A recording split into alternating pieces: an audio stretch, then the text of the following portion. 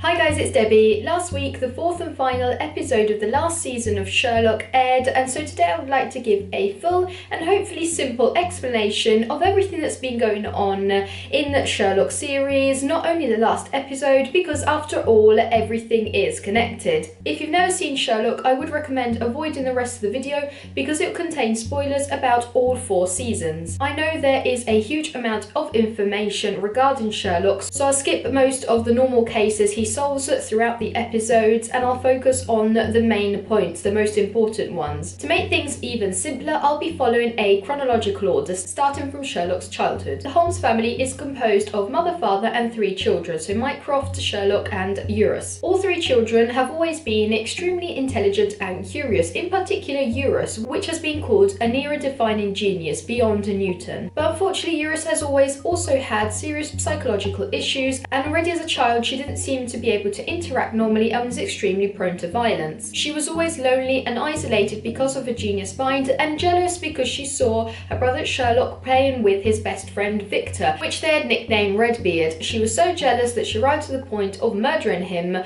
by throwing him into a well and then teasing Sherlock with songs about it. She also then burned down her family's house. Sherlock was so upset that he completely erased Eurus from his mind and replaced his memory of Victor with the concept of a dog gone missing. Eurus was so dangerous and aggressive that later on in her life she was placed in a maximum security facility where she spent the rest of her time in isolation without anybody even knowing about her existence. For example, her parents were just told that she had died. As an adult, her brother Mycroft became an important member of the British government and was one of the few people that knew about her existence. As an adult instead, Sherlock carries the subconscious scars of his ruined childhood, which stop him from having relationships of any sort. The only person with which he manages to have a real connection is his best friend John Watson, as he probably sees in him the best friend he lost as a child and that he needs to protect. There has been a lot of discussion regarding Sherlock's behaviour, and in the series there are hints to the fact that he could have Asperger's syndrome, a disorder which sits on the autism spectrum, and Sherlock describes himself as a high-functioning sociopath. In any case, he tends to isolate himself from the other people and prefers to spend his time working on his cases. As he is a freelance consulting detective, this means that different people will turn up at his flat with problems they can't seem to resolve in their life and mysteries, and he is also often consulted by the police, which need his help in particularly difficult cases, because Sherlock has the ability to deduce a lot of information, analyse it, and come up with an answer just after observing small details or passing a short amount of time with a suspect. Sherlock also has an arch-enemy, Moriarty, equally intelligent as him, but which uses his gifts in order to commit crimes. In the second season, Sherlock and John learn that a woman called Irene Adler has been blackmailing different people, including members of the government, by taking photos with them during her work as a dominatrix. After meeting Sherlock, which fails to deduce absolutely anything from her, mostly because she is naked, she fakes her death. She then reappears and confesses to be a homosexual, but which is attracted to Sherlock, and she also hints at the fact that John could possibly be in love with Sherlock. Irene Adler is connected to Moriarty because she asks Sherlock to crack a code and then texts the answer to Moriarty. Irene Adler then admits to have more classified and important information on her phone and demands protection in exchange of revealing to Mycroft all the contents of her phone. Sherlock manages to crack her phone anyway, revealing that her password formed the sentence "I am Sherlock," admitting her interest for him. Mycroft denies her protection and she is left to the hands of all the criminals and terrorists that were listed in the contents on her phone. Right at the end of the episode, she is saved by Sherlock just before her execution. Throughout the following years, they sort of keep in contact as she texts Sherlock, although he never replies. In the 4th season, John insists that he should reply to her, and at the very end of the season, we then have a scene of Sherlock texting somebody, which could be her. During the scene of the coffin intended for somebody that loves Sherlock, all 3 men immediately jump to the conclusion without any doubt that it could be Irene Adler, and she's only ruled out because of the size of the coffin. In the following episode, The Hounds of Baskerville, Mycroft is seen releasing Moriarty, and later it is revealed that although the authorities knew that Moriarty was a criminal, they didn't have sufficient evidence against him. Roughly around this time, Mycroft also contacted Moriarty because his sister Eurus had requested 5 unsupervised minutes with Moriarty as her birthday present. I have absolutely no no idea why Mycroft agreed to this. Either he was so heartbroken in seeing her for decades closed in isolation, or he thought that 5 minutes would have done no damage. But in those 5 minutes, Eurus and Moriarty came up with the final test for Sherlock. Approximately in this period, Moriarty also organised a simultaneous attack to the Tower of London, the Bank of England and a prison, and then allowed himself to be caught. Moriarty underwent a trial, but he was declared non-guilty, and then set up an elaborate plan by which Sherlock appeared as a paranoid and crazy criminal and made him become a suspect of his own crime. This situation brought Sherlock to the point of desperation, as nobody was believing him and the truth, and then Moriarty then personally met him and threatened to kill all his friends if he didn't commit suicide. To convince him to kill himself, Moriarty also shot himself, so Sherlock committed suicide by stepping off the roof of the building on which they were in front of the eyes of John. Sherlock obviously didn't die. He had an elaborate plan by which he survived. We don't actually have an answer to how he did it. He does explain a part of it to Anderson, but when Anderson has some questions, Sherlock just walks away saying that he'll never reveal it to him. In any case, Sherlock returned a couple of years later with the charges against him completely cleared.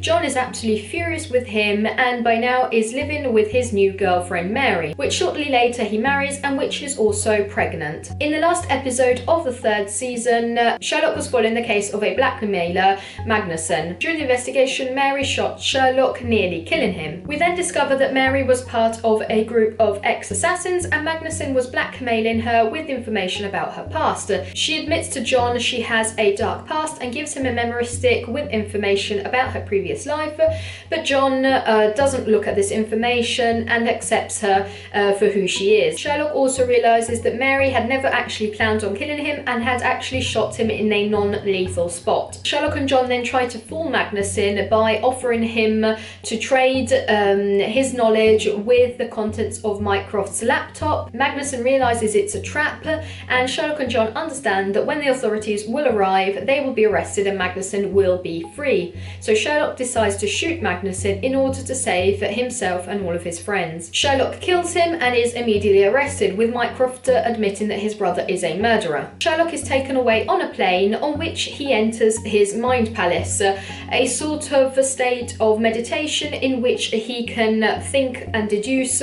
without influences from the external world. Inside this mind palace, he imagines most of the events that take place in the special episode The Abominable Bride. As a matter of fact, most of that episode is a metaphor of Sherlock's normal life, with all of the characters living in the Victorian age. The story of Abominable Bride, so of a dead woman coming back to life and committing crimes, allows Sherlock to confirm that Moriarty is definitely dead, regardless of the various "did you miss me" messages he has been receiving. So Sherlock is not arrested and he is taken back home to investigate the matter. And this is when the 4th and final season begins. Many years before this episode, Mary's old group of assassins had tried to save a British ambassador from a group of terrorists in Georgia. The mission failed and nearly everybody died, but one of the members of Mary's team picked up references to an English woman and the code word amo, which means love. So he jumped to the conclusion that Mary had betrayed them and now he wants her dead. Mycroft thinks that the traitor could be Lady Smallwood, as her code name is Love, but then the characters actually discover that it was her secretary Vivian. She had been selling national secrets and had been discovered by the British ambassador. In order to cover her traces, she had tipped the terrorists in the hope that everybody would die and nobody would survive to discover her. When confronted with her crime, she shoots in the direction of Sherlock, but Mary jumps in front of Sherlock, takes the bullet and dies. Obviously, this situation brings John to the point of insanity. He starts drinking, he has visions of Mary speaking to him, he avoids Sherlock completely and starts to attend therapy. He also feels guilty because just before Mary's death, he had started texting a woman, and so he feels as if he was cheating on her. In the meanwhile, a woman meets Sherlock and she claims to be Faith, the daughter of a famous philanthropist, Culverton Smith. This woman knows that her and other people had been drugged by her father,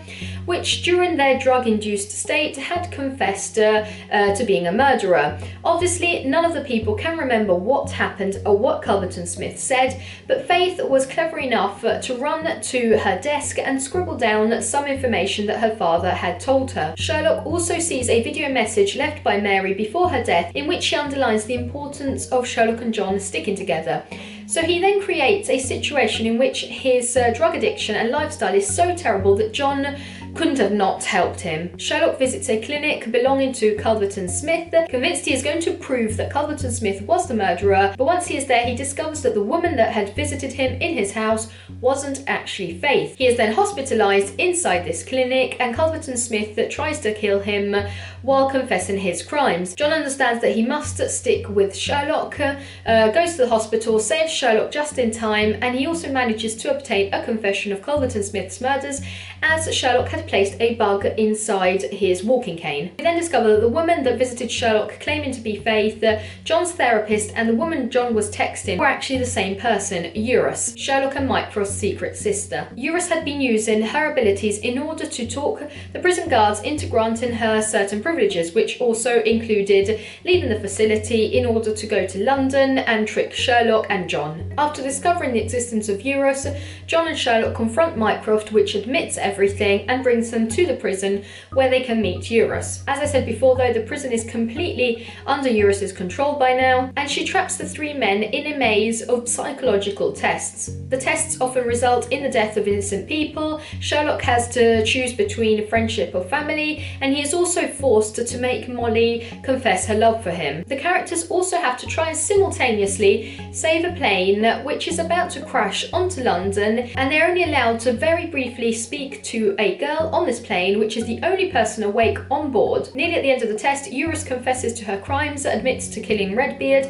She admits that Redbeard wasn't a dog but was Sherlock's friend. Sherlock is shocked, but then realises that Eurus had never actually meant to kill any of them, and he realised that there's never been a plane, there's never been a girl on the plane. The plane is a metaphor of Eurus's mind, which is flying high above all the other people. The other people on the plane are sleeping, so us common people are sleeping. We don't understand. Her brain is way beyond ours, and she can't manage to come back down on the ground to the common people.